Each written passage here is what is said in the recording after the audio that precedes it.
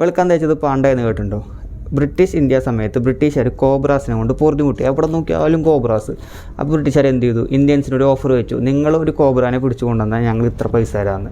കേട്ട താമസം ഇന്ത്യക്കാർ കോബ്രാസിനെ പിടിച്ച് തല്ലിക്കൊന്ന് ബ്രിട്ടീഷുകാർക്ക് കൊണ്ടുകൊടുത്ത് പൈസ മേടിച്ച് പോയി. ഒരു സമയം കഴിഞ്ഞപ്പോൾ കോബ്രാസിൻ്റെ എണ്ണം ഡ്രാസ്റ്റിക്കായിട്ട് കുറഞ്ഞു. പക്ഷേ എന്തുണ്ടായി? ഇന്ത്യൻസിന് കോബ്രാസിനെ കിട്ടാണ്ടായപ്പോൾ പൈസയും കിട്ടാണ്ടായി.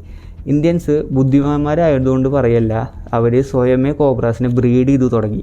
ബ്രീഡ് ചെയ്ത് കുഞ്ഞുങ്ങളെ വളർത്തി തല്ലിക്കൊന്ന് നമ്മുടെ ബ്രിട്ടീഷുകാർക്ക് കൊടുത്ത് പൈസയും മേടിച്ചു.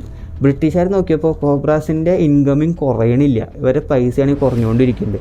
ഒരു ഇൻവെസ്റ്റിഗേഷൻ നടത്തിയപ്പോൾ മനസ്സിലായി ഇന്ത്യൻസ് കോബ്രാസിനെ ബ്രീഡ് ചെയ്യുന്നുണ്ട്. പെട്ടെന്ന് തന്നെ ബ്രിട്ടീഷുകാർ ഈ ഓഫർ വേണ്ടാന്ന് വെച്ചു. അപ്പോൾ ഈ ഒരു ഉപകാരമില്ലാത്ത കോബ്രാസിനെ ഇന്ത്യക്കാർ വീട്ടിൽ വളർത്തില്ലല്ലോ. ഇന്ത്യൻസ് എന്ത് ചെയ്തു?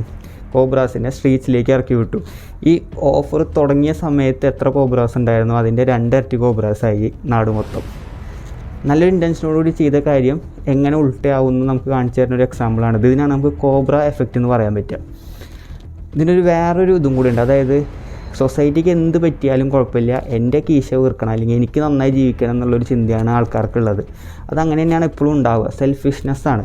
നമുക്കിതിനെ വേറൊരു ആംഗിളിനും കൂടെ കാണാമെന്ന് വെച്ച് കഴിഞ്ഞാൽ ഇപ്പോൾ നമ്മുടെ രാഷ്ട്രീയക്കാർ അല്ലെങ്കിൽ റിലീജിയസ് ആയ തലവന്മാരൊക്കെ കൂടെ എന്ത് ചെയ്യും? ഇവർ ഈ സ്വർഗവും നരകവും അല്ലെങ്കിൽ പാർട്ടി സ്പിരിറ്റും അല്ലെങ്കിൽ അതുപോലെ തന്നെ പൊളിറ്റിക്കലായിട്ടുള്ള കാര്യങ്ങളും കർമ്മയൊക്കെ പറഞ്ഞിട്ട് ആൾക്കാർക്ക് ഓരോ ഐഡിയ കൊടുത്തു വിടും. എന്നിട്ട് അവരവിടെ തമ്മിൽ തല്ലിച്ചാവും, ഇവരിവിടെ സുഖമായിട്ട് ജീവിക്കും. സ്വന്തം കാര്യം മാത്രം എപ്പോഴും അടിപൊളിയായിരിക്കണം എന്ന് ചിന്തിക്കുന്ന ആൾക്കാരാണ് നമ്മുടെ ചുറ്റുമുള്ളത്.